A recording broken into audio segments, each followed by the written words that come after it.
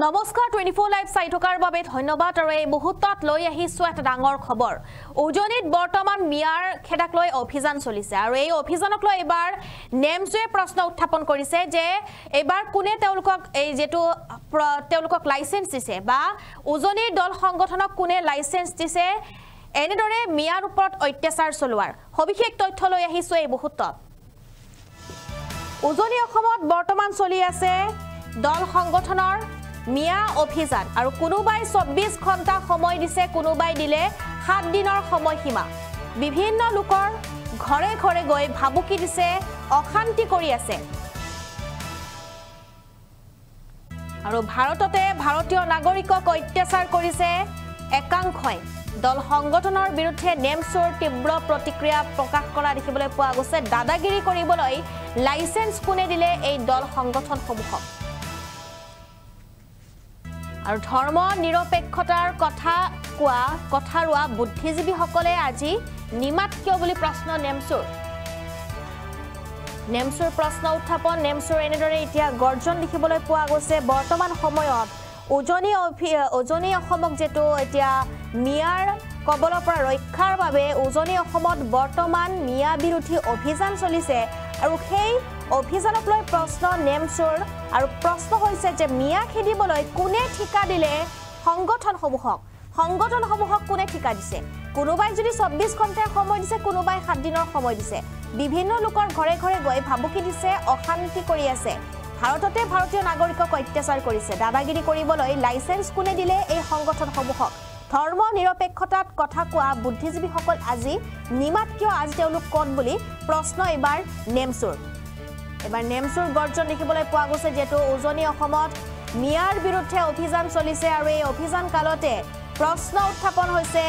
নেমছৰ কোনোবাই 24 ঘণ্টা সময় দিছে কোনোবাই 7 দিনৰ সময় দিছে বিভিন্ন লোকৰ ঘৰে ঘৰে গৈ ভাবুকি দিছে অশান্তি কৰি আছে কোনে ঠিকা দিলে এই সংগঠনসমূহক ভাৰততে ভাৰতীয় নাগৰিকক অত্যাচাৰ কৰা হৈছে দাদাগিৰি কৰিবলৈ লাইসেন্স কোনে দিলে এই সংগঠনসমূহক ধৰ্ম নিৰপেক্ষতাৰ কথা কোৱা বুদ্ধিজীৱীসকল আজি নিমাত কিয় এই লোকসকল কৰবাৰ পৰা হৰি পৰিছে নেকি বুলি প্ৰশ্ন নেমছৰ অভিযান চলোৱা দল সংগঠনে নাজানে বহু কথা এই লোকসকল 1971 চনৰ আগতে ভাৰতৰ কথা নাজানে আৰু ভাৰতবৰ্ষৰ পৰিসীমাৰ বিষয়ে জ্ঞান লোৱা প্ৰয়োজন বুলি উল্লেখ কৰিছে নেমছৱে একো নজনাকৈ আইন হাতত তুলি লব নালাগে আৰু সামাজিক সংগঠন হৈ আইন হাতত তুলি লোৱাটো গণতান্ত্ৰিক সংগঠনৰ কাম নহয় বুলি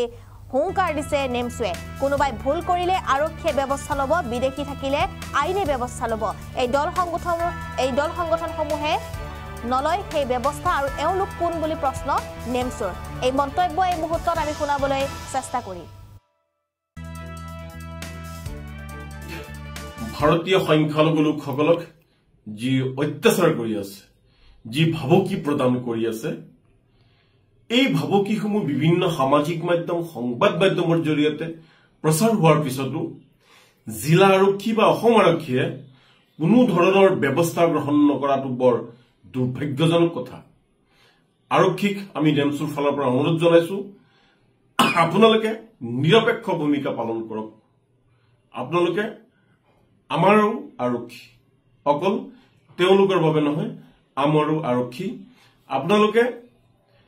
আইন বিঘ্নিত নোহোৱাৰ বাবে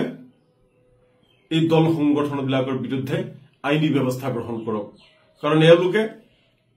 যি ভাবুকি দি আছে কোনোবাই 24 ঘণ্টা সময় দিছে কোনোবাই 7 দিনৰ সময় দিছে বিভিন্ন জনৰ ঘৰত গৈ ভাবুকি দি আছে অশান্তি কৰি আছে তাৰ পিছতো আৰক্ষী নীৰৱ কিয় প্ৰশাসন নীৰৱ কিয় এওঁলোকক কোনে এই ঠিকাটো দিলে কোনে দাদাগিৰিৰ লাইসেন্সটো দিলে যে ভাৰতীয় মানুহক ভাৰততে তোমালোকে অত্যাচাৰ কৰা এই লাইসেন্সটো কোনে দিলে এইটো আমাৰ জানিব মন গৈছে বৰ দুখৰ কথা বিভিন্ন বুদ্ধিজীৱী আজি নিমাত বিভিন্ন ব্যক্তিসকল আজি নিমাত এটা সময়ত তেওঁলোকে ধৰ্ম নিৰপেক্ষ পালন কৰিছিল কিন্তু আজি একাংশ বুদ্ধিজীৱীসকল নিমাত কিয় তেওঁলোক মানুহ নহয় নেকি এই ধৰ্মীয় সংখ্যালঘু লোকসকল কি আকাশৰ পৰা ফাটি ওলাইছে নেকি নে কৰবাৰ পৰা হৰি পৰি গৈছে এওঁলোকতো ভাৰতৰ নাগৰিক এওঁলোক অসমীয়া হয় অসমতে জন্মগ্ৰহণ কৰিছে বৃহত্তৰ অসমীয়া জাতিৰ এটা অবিচ্ছেদ্য অংগ এওঁলোকে 1971 চনৰ আগৰ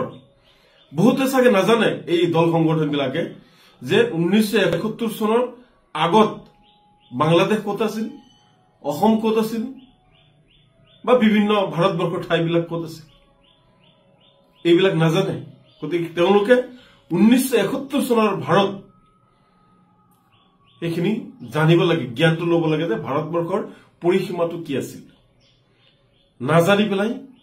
এনেকুৱা ধৰণৰ আইন হাতত উঠাই লোৱাৰ কাম কেতিয়াও কৰিব নালাগে এওঁলোক মানৱীয় মৰ্যাদা দিব লাগে গণতান্ত্ৰিক সংগঠন হৈ গণতন্ত্ৰ বুজি পাব লাগে